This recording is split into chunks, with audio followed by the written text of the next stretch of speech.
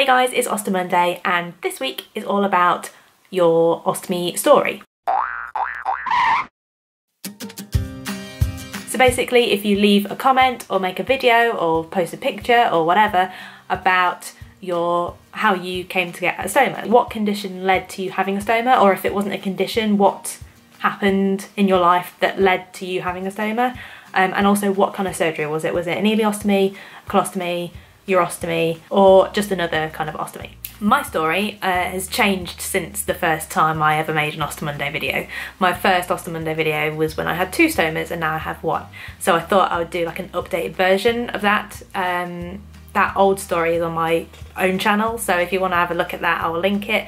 But otherwise, on this new Ostomonday channel, this is my sort of updated version, which should be hopefully the last ostomy story I make, because this is the permanent one. This is the one that should be it for like the rest of my life. So yeah, that's why I wanted to make it on here. So my original story, which I will link to for more details, but basically I've got Crohn's disease. I had lots of tests to examine exactly how bad the disease had got, but one of the tests was a colonoscopy, and that ended up, well, I ended up with a perforated colon after that. So I don't know if that was what caused it, or whether it just happened to have weakened the bowel, or if it just a coincidence and it happened around the same time. I don't know, but I ended up with a perforated colon and sepsis, and I was very, very poorly. So I had to have emergency surgery to have one of the, some of the colon removed, and I basically ended up with 2 stomas. One was an ileostomy, one was a mucus fistula, and I had those 2 stomas for 6 years. And the ileostomy was a bit problematic. It pointed downwards, so I had a lot of skin problems. The mucus fistula was just, if you have a mucus fistula, you'll know what I mean when it's just not the most pleasant stoma to have.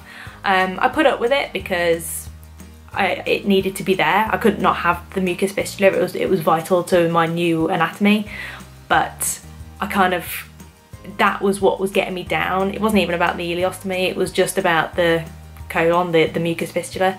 So I originally went to my surgeon to say, look, just get rid of the colon bit. I just want to keep the ileostomy and then that's it. But he said, well, actually there's sort of positives to keeping your colon and using that instead. So how about we change, instead of having an ileostomy and a mucus fistula, why don't we take the ileostomy down and make it a proper colostomy? So changing that mucus fistula stoma into a proper colostomy stoma.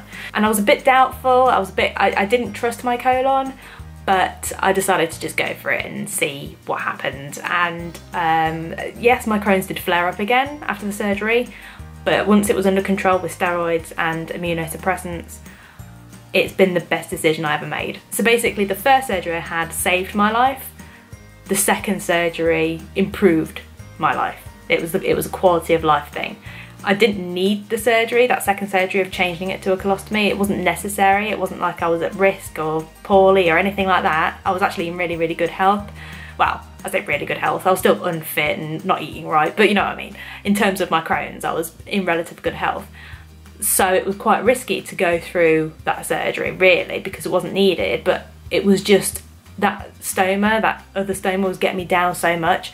I just had to do something, and I'm glad I did, because like I say, it totally made life so much easier with this colostomy rather than the 2 stomas. I mean, just having 1 stoma compared to 2 was amazing. So yeah, so that's my story. I didn't want to ramble on too much because I've talked about it before on my own channel, but the reason I want to talk about my story is to kind of start the conversation. So I've shared my story and now it's over to you. So whether you leave a comment or you make a video on your own YouTube channel, or you post a picture on Instagram, or post something on Twitter or Facebook or whatever it is, make sure you tag Ostomonday. All the details will be in the description. So until next time, I hope you're well, and I'll see you in the next video.